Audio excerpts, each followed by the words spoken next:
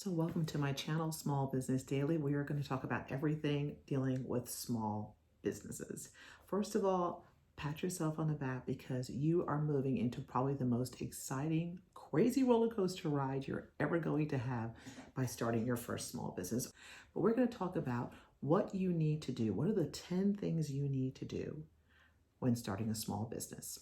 Let's get right into it. So the first thing you want to do is, what's the business name going to be? What is the name you're going to choose for your business? For some people, this can be incredibly easy. This can be incredibly complicated, but I can tell you something that I noticed, a huge mistake that a lot of small business owners do is that they end up choosing a name that really doesn't either A, help to identify their business, or B, is a highly saturated name. What I mean about highly saturated, I mean, who else is using that name? Is it too similar to some other companies? Are there too many people out there who are using exactly the same name? And the other thing is basically choosing a name that doesn't really reflect your business. It doesn't let someone know what your business is. Now, we do see companies like Warby Parker and Target and Honest Company doing that by choosing a name that we at the beginning do not have any name recognition.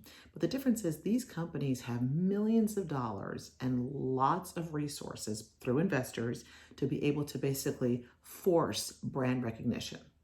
Small business owners, well, we're kind of on a budget, so that's not so easy to do. So what we want to do when choosing a name is we want a name that is going to be able to easily identify what we are. If we're a product, if we're a service, that someone looking at the name says, okay, yes, I understand. You do landscaping, you do interior design, you do computer work, you do graphics, but I can tell by the name what type of business you're actually in. So choosing that is incredibly important. The second thing we want to focus on is availability. Is that name available across all platforms? So sometimes people will choose a name and then they go to, register the name of the domain and they find out, oh wait, that name's not available. I have to choose something that's a little bit different. I go onto social media, can't get that one either. It has to do something a little different. And you really want to have consistency.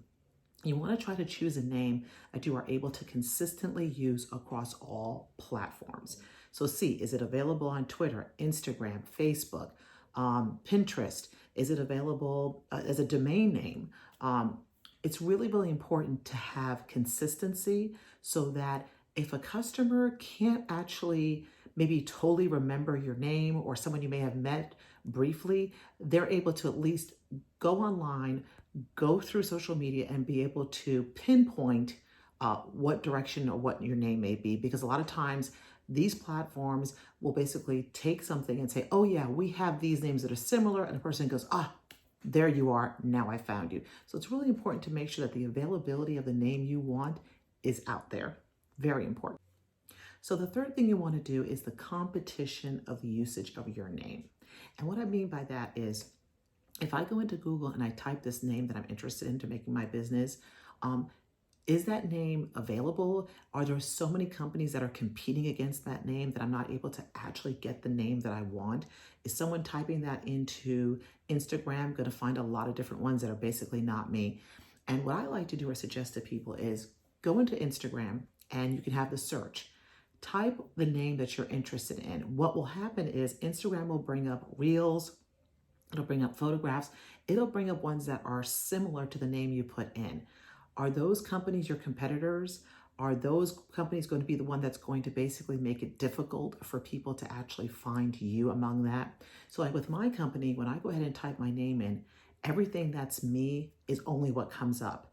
Maybe Instagram will put one or two other people that might be similar in interest to other people, might be similar interest to me, but they're not my company. My company basically dominates that search. So try using that and see if that's able to help you to make sure you're not basically giving your competition business.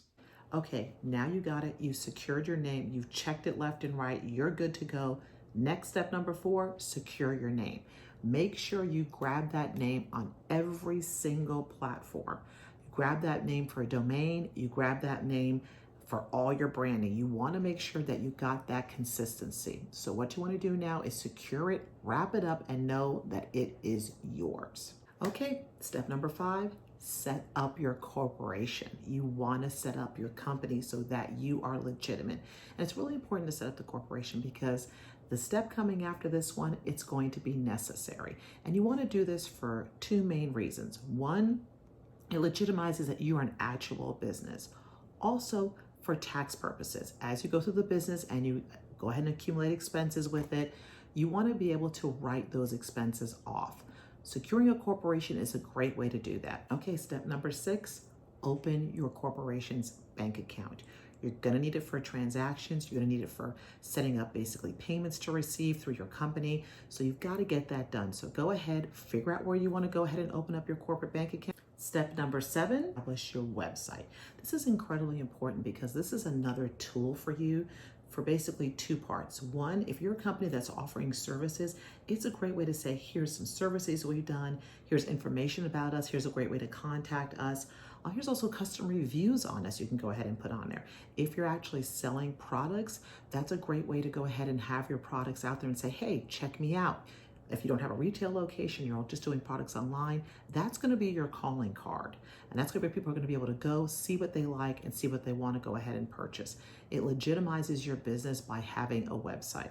If it could be something as simple as a single page website, or it could be something that's multiple layers that offers menus and abilities for people to go ahead and do their shopping on there. But now you got to get that website up.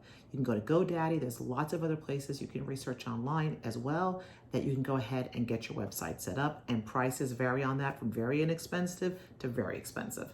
But a small business owner, start off small. Okay, now you've established the website, you want to establish being able to communicate with people, and that's step number 8. You need to set up your email accounts. Now, the great thing about the emails, there's 2 ways you can do this. You can do it as a generic Gmail account, or you also have the ability to set it up where your website name can be part of your email. So if it's Mrs. Smith, it could be Mrs. Smith at abccompany.com, whatever you would like it to be. Google does offer this service, and there's lots of other places you can get that from. But establishing an email account, key for communication, key for maybe sending documents, sending branding to them, whatever you may want to do. But you need to go ahead and establish an email account because it's important for a way for people to be able to communicate with you that may not want to communicate with you in social media or may need something a little more in depth. So go ahead and set up that email account so you have that available to add on to your website. Step number 9, you want to set up a payment system. Doesn't matter if you're doing a product or a service, you need to be able to collect money.